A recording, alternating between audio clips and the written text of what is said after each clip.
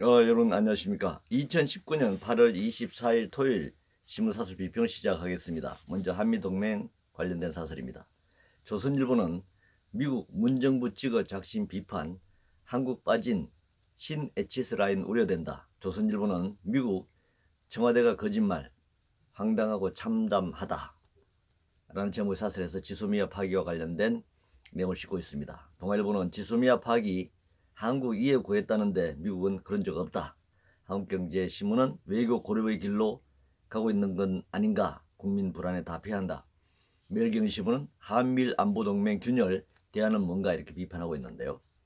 한일 군사정보보호협정, 즉 지소미아 파기와 한미동맹 균열과 무슨 상관인지 묻고 싶습니다. 지소미아가 정말 한국이 필요해서 맺은 협정인지도 묻고 싶네요. 박근혜 정권이 무너지기 직전에 미국의 강압으로 맺어진 협정일 뿐입니다. 미국은 한국이 다른 나라와 맺는 협정조차 자신들의 허가를 받으라고 강요하고 있습니다. 그게 바로 굴종적 한미동맹의 실상이라고 할 수 있습니다. 한국은 일본과 군사동맹을 맺고 있지 않습니다. 미국과 일본 입장에서는 한미동맹을 맺어 미국, 일본, 한국이라는 군사적 지휘체계를 만들고 싶을 것입니다. 신에치스 라인의 경우 미군의 전력이 완전 철수하는 것이 아니라 한반도 유사시 미군의 피해를 줄이기 위해 일본 자위들을 파병하는 형식이 될 것입니다. 미국은 한미동맹을 미일동맹의 하위 파트너로 설정하고 있습니다. 지소미아 파기는 당연합니다. 그런데 일본이 백색 국가에서 제외한 것을 푼다고 해서 지소미아를 재검토할 수 있다라고 하는 현 문재인 정부의 입장은 잘못된 것입니다. 조국 후보 관련해서 조선일보는 징역형 사학비리 증거 나오자 손 떼겠다는 조국, 중앙일보는 조국, 사회에 화난 꼼수로 청년들 분노 못 넘는다. 동아일보는 특혜 특전 특권의 결정판 조국 사태가 국민에게 준 상처라는 사설을 통해서 문재인 정부와 조국을 비판하고 있습니다. 빚이 많은 학원을 사회에 환원한다는 것은 사실 맞지가 않는 일이죠. 먼저 웅동학원의 비리가 있다면 이것부터 해결하고 가는 것이 우선이다. 하는 문제는 그 다음 문제라고 생각합니다. 조국 후보에게 드러난 특권은 소위 상류 계층의 일반적인 모습이고 행태죠. 여야를 막론하고 불문하고 우리 사회에 부패하고 썩은 모습이 드러나고 있다. 청와대 참모 관련해서 동아일보는 막말 정부 민변 민정비서관 내 편만 골라서는 청와대 인사라면서 비판하고 있는데요.